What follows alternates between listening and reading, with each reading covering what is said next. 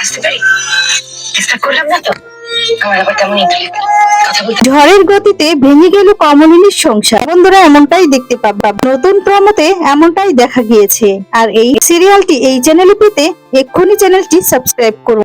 রেশখা ধারাবাহিকের এই প্রমোতে শুরুতেই দেখা যাবে যে এদিকে যাজ্ঞসেনী বলছে তুমি ডক্টর শানশানের লেখাটা পড়েছো? ওনার লেখার সাথে কিন্তু আমি একমত, ওনার অবজারভেশনের সাথে আমি একদম সহমত। আর তখন নতুন একটা বই হাতে দিয়ে বলতে থাকে, তুমি এটা পড়ে দেখো, তাহলে তোমার ধারণাটা একদম পাল্টে যাবে। ঠিক তখনই দেখা যাবে ওই পাশে কমলিনী এসে দাঁড়ায়। আর তখনই নতুন হেসে দিয়ে বলে, নতুন দেখা যাবে যাজ্ঞসেনীর গায়ে হাত দিয়ে বলতে থাকে যে জানো তো, আমি এমন একজনের সাথে অনেক দিন পর কথা বলছি, সাথে আমার ইন্টারোগেট সবকিছু ম্যাচ করে।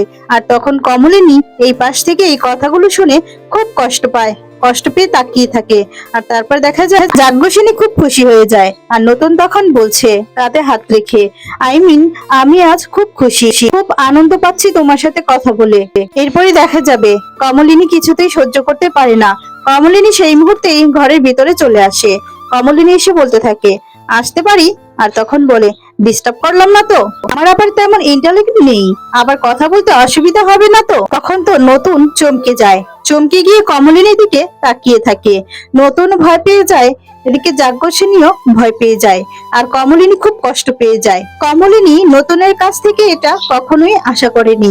আসলে সবটা তো কমলিনীর অবহেলাতেই হয়েছে। কারণ নতুন তো কিছু চেয়েছিল, কিছু ভালোবাসা, স্বামী হিসেবে কিছু দাবি, কিন্তু কোনোটাই পূরণ করতে পারেনি কমলিনী। তাই নতুন অন্য রাস্তায় হাঁটা শুরু করলো।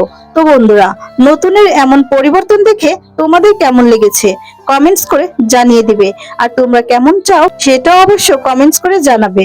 পরবর্তী আপডেট পেতে চ্যানেলটি সাবস্ক্রাইব করবে। ভিডিওটি ভালো লাগলে অবশ্যই একটি লাইক কমেন্ট শেয়ার করে দেবে। ধন্যবাদ।